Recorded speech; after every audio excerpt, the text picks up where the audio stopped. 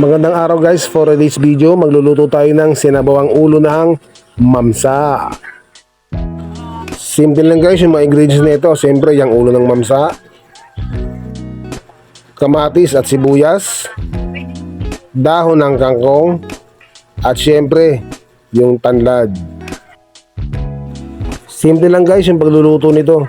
Ilagay natin yung kamatis, sibuyas at tanlad sa kaldero. Lagyan natin ng tubig. Yung tubig guys, tansyameter na lang yan. Ayan, kapag kumukulo na, ilagay na natin yung ulo ng mamsa. Comment daw below nga kay anong tawag sa inyo sa lugar nyo ng mamsa. Sa amin siya tawagin ito mamsa eh. Hindi ko alam sa ibang lugar kung anong tawag dito. At comment below naman guys kung tagasan po kayo para malaman ko kung hanggang saan umabot yung video ko na to. Maraming salamat. At guys, kung umabot ka sa point ng video ko na to, paki-like and share naman at paki-subscribe na rin para ako'y ma-inspired sa paggawa ng mga ganitong klaseng video. Maraming salamat. Maliit na bagay lang sa inyo guys kung kayo'y mag-subscribe sa akin, pero sa akin napakalaking bagay po niyan. Malaking tulong po. Maraming salamat po. Ayan guys, pagkulo niya ulit, ilagay natin yung kangkong. Dahan-dahan paglagay natin baka kasi mainit eh. Alam mo yung kangkong na yan or swamp cabbage, isa sa mga masustansyang gulay yan mga guys. So yan sa hindi na nagpapasarap kundi masustansya pa.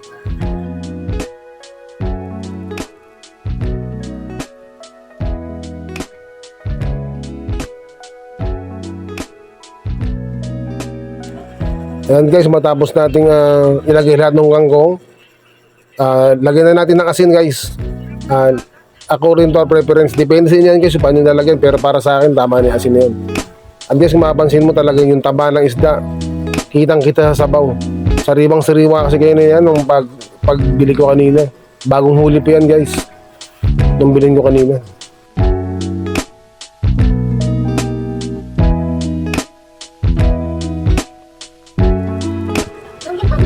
Ayan guys, pagkakulo ulit, ilalagay na natin yung ating mahiwagang pampaasim.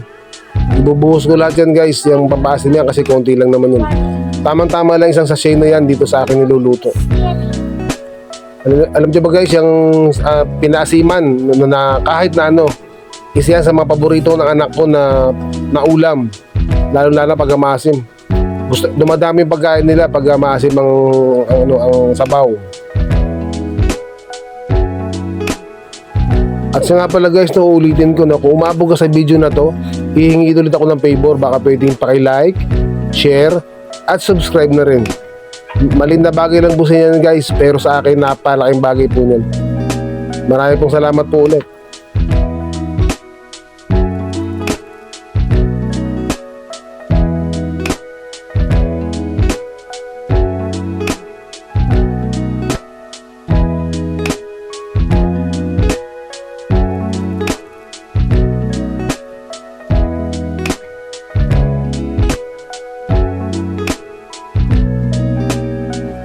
At eto na po guys, luto na ang ating pinaasimang ulo ng mamsa.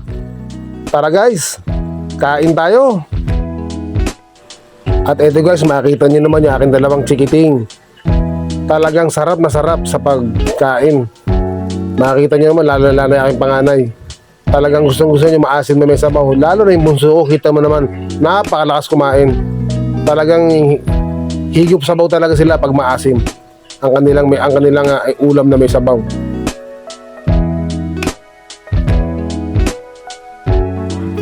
Sana guys kayo nag-enjoy sa aking video na ito. Maraming salamat po ulit at paalam.